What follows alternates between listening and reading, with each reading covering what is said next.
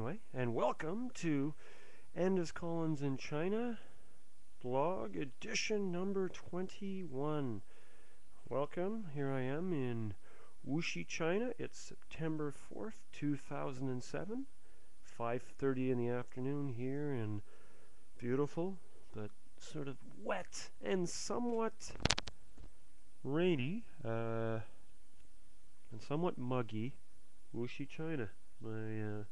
My beautiful wife and my handsome baby son, who was born just about, oh my God, about 12 days ago, is sleeping comfortably in the other bedroom. So it gives me time to actually make a video blog. Now, anyway, things I'll talk about.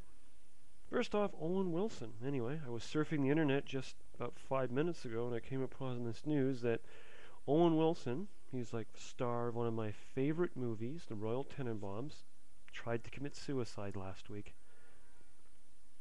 Rather strange. I don't know. I have no idea why he would do it. It's just bizarre. I guess it goes to show you about Hollywood anyway. What can you say? I mean, like they say, I've got a child. I'm hardly making any money, but there's no way I'm going to commit suicide.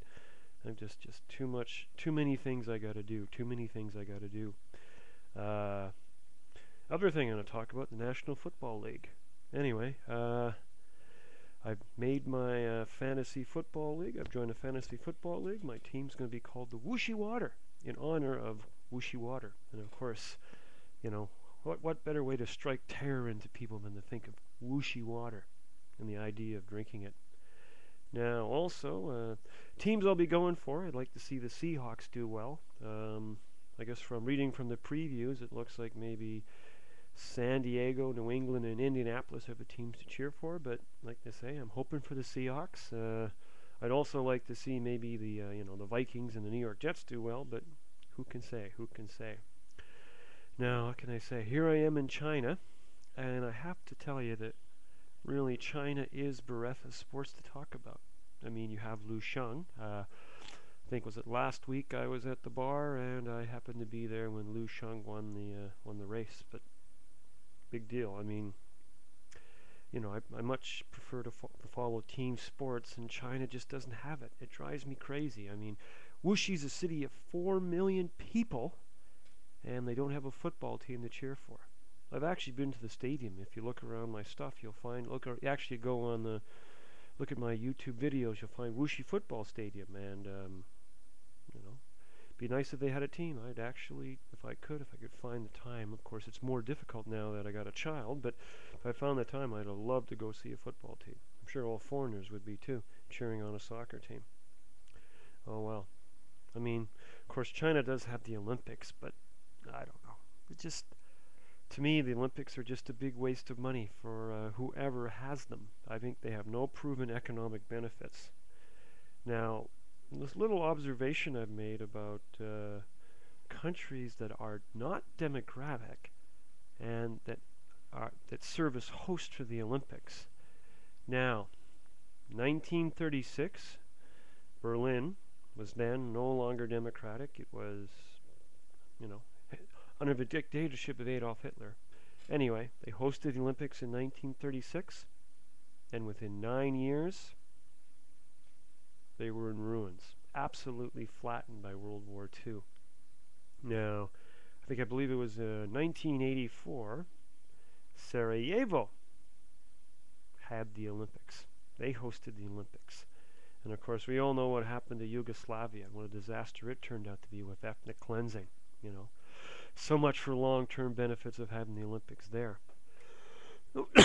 Now, also, another example, the Soviet Union. Soviet Union got to host the Olympics in 1980.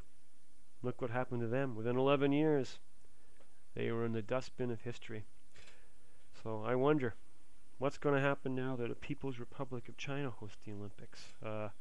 Could it be within, 12 or 15 years that the dynasty will fall? We'll see. As you can say, no one's really sure about China's future. No one knows where it's going.